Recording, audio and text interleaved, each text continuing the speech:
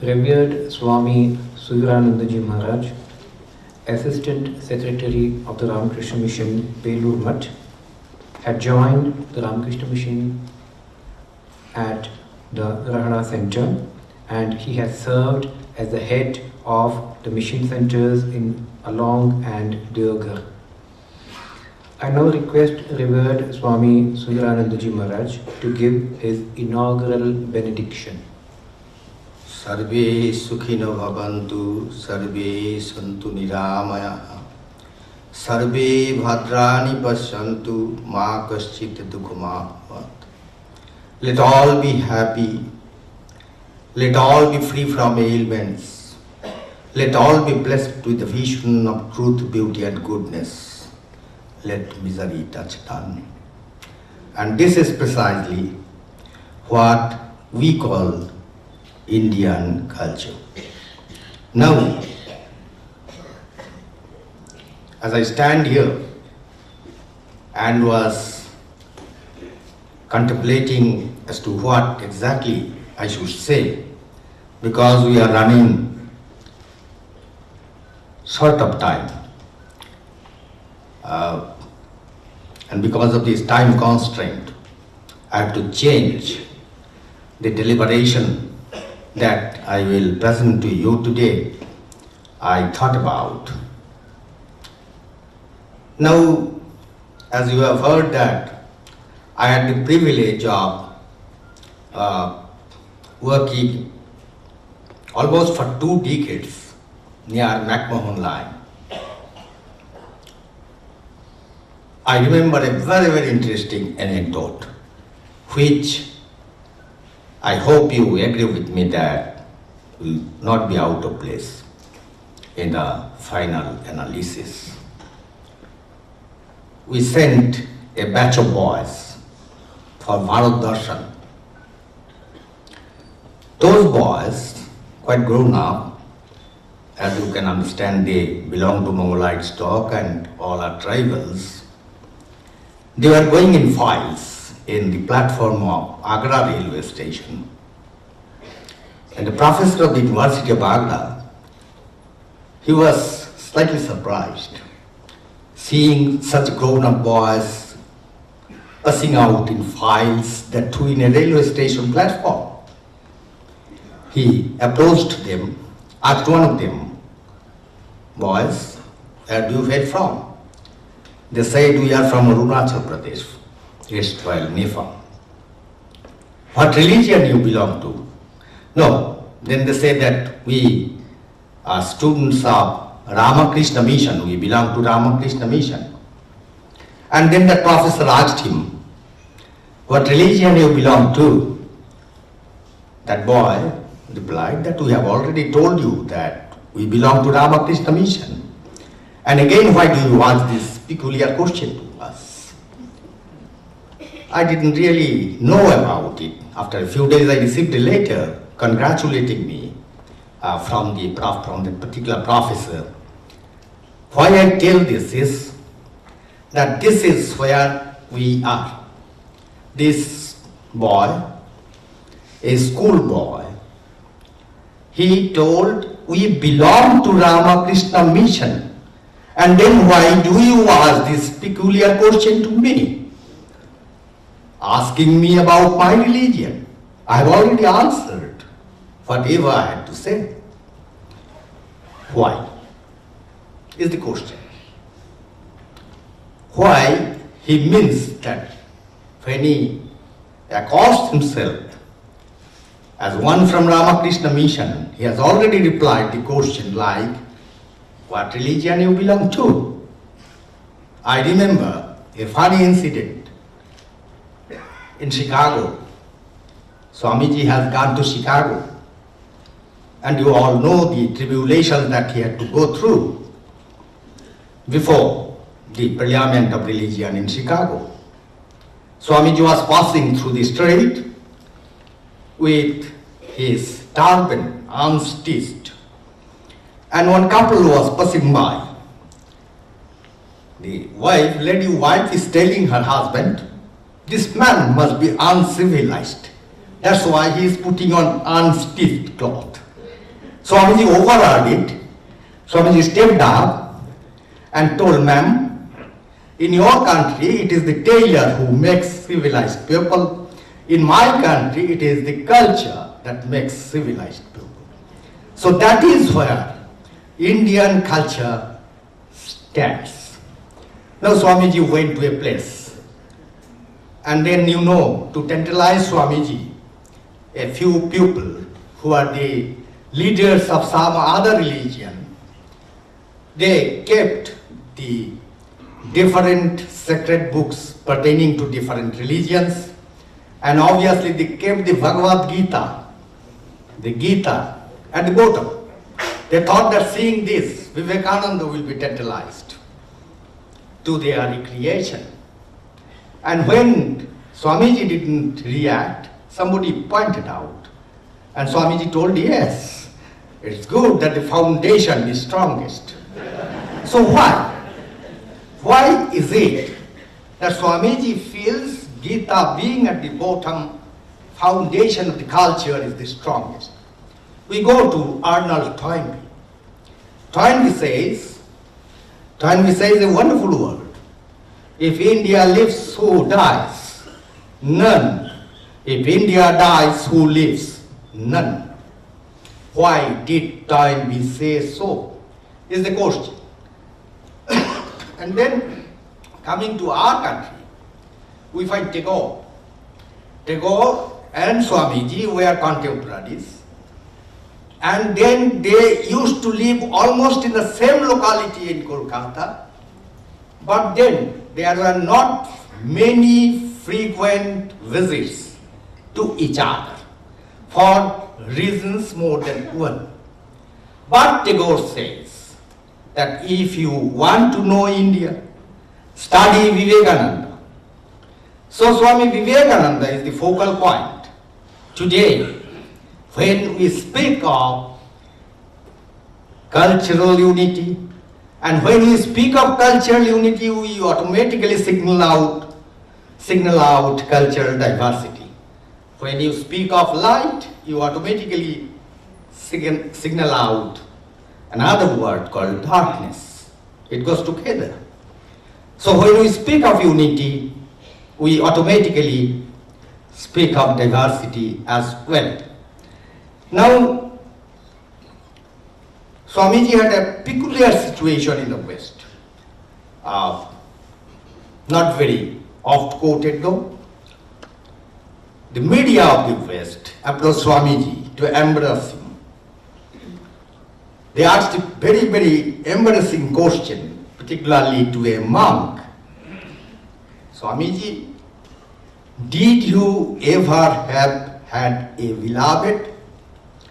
And they expected that Swamiji will feel embarrassed and tell with all the strength at his command a no, big no. Swamiji told yes.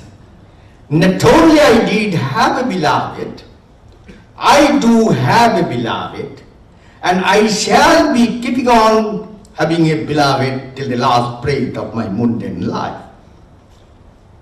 They asked what is the name of that fortunate girl. Swamiji says the name of that fortunate girl is India.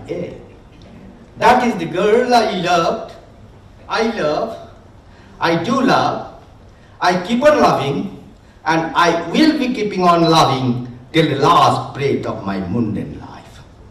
Why this then?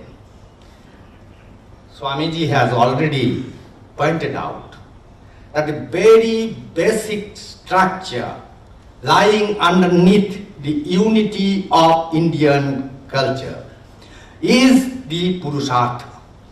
Dividahi vedokta dharmaha pravritti lakshana nivritti lakshanashcheti so says Shankara. Anyway, whatever it is, but that this Purusharthas, this is everywhere. When we speak of Indian cultural unity, we do not speak of Vedanta, we do not even speak of Hinduism, we speak of the entire spectrum of religious culture that we have in our country. The entire pageantry we speak about.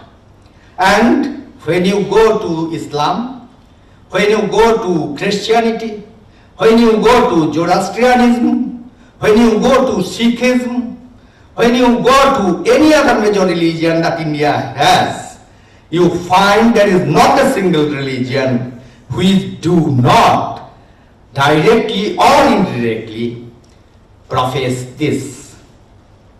these four pillars of this quadrangle that our light spectacle offers.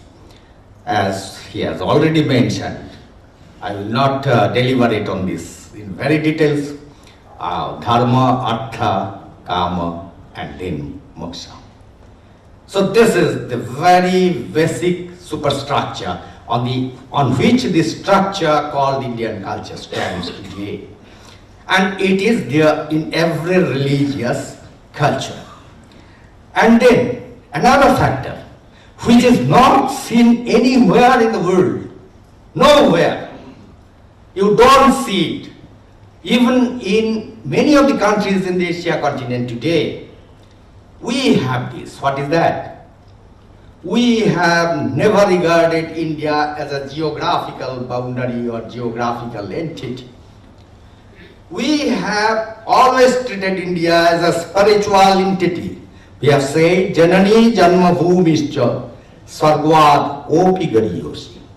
So that kind of approach to our country, to our motherland, has helped us in developing a very, very peculiar type of culture, as Vincent Smith has said. He was quoting him, which is entirely different from the rest of the world.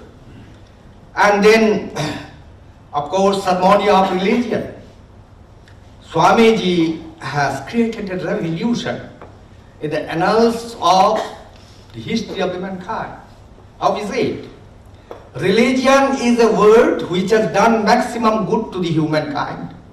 Religion is that very word which has caused maximum bloodshed in the human civilization. And Swamiji tells a wonderful thing. We speak of communalism, we speak of secularism, especially in India today.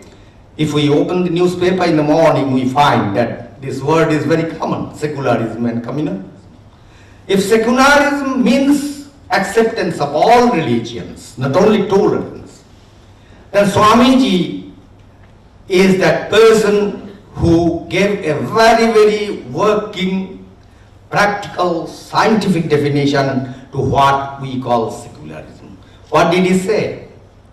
Swamiji says, each soul is potentially divine. Whether you are Ram or you are Rahim, or for that matter, Joseph, doesn't matter. You are the same divine entity.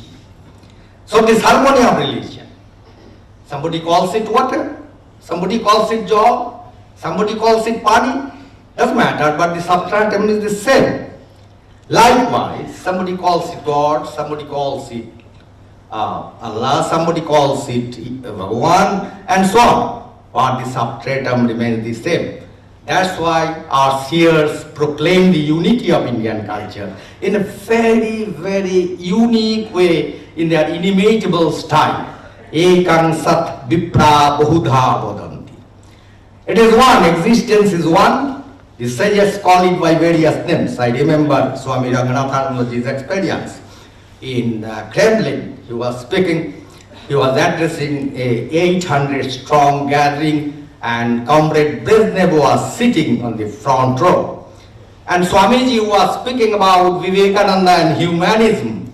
And he was very conscious that to them, religion is opium, a word which I never utter, so I should utter. But then, all on a sudden, it slipped out of his tongue.